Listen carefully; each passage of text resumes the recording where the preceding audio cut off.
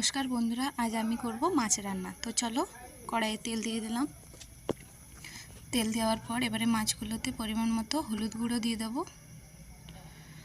एबार परिमाण मतो दिए देव नुन। तो दिए दिलाम परिमाण मतो नुन देওয়ার पर माछगुलोके भालो करे मेखे नेब।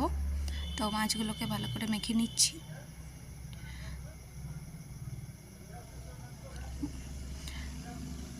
माछगुलोके भालो करे मेखे नेওয়ার पर কিছুক্ষণ রেখে দিলাম। এবার তেল গরম হয়ে গেছে, তো মাছগুলো তেলে ছেড়ে দিচ্ছি। একটা একটা করে মাছগুলো সব তেলে ছেড়ে দিলাম। তো তেলে দিয়ে হয়ে গেল। এবার উল্টো পাল্টা করে মাছগুলোকে ভালো করে ভেজে নেব। তো দেখো আমার মাছগুলো এক সাইডটা ভাজা হয়ে গেছে, এবার অপর সাইডটা ভাজছি। তো উল্টো পাল্টা করে এবার অপর সাইডটা ভেজে নিই। তো সব মাছগুলো এরকমভাবে ভেজে নিলাম, সব মাছগুলো উঠিয়ে নিলাম।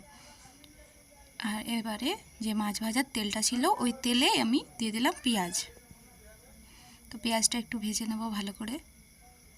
পেঁয়াজ ভাজা হয়ে গেল, এবার দিয়ে দেবো টমেটো।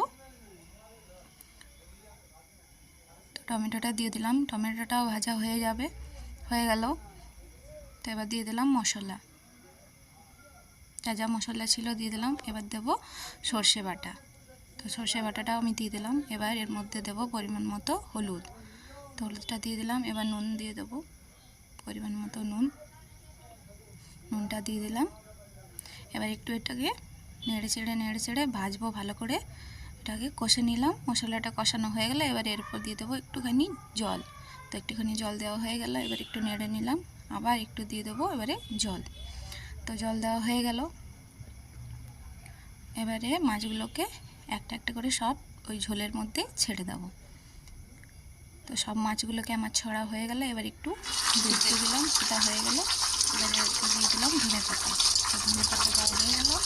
এবারে আমি মাছটা কমেন্ট করে কিন্তু জানিও মাছটা কেমন রান্না হয়েছে।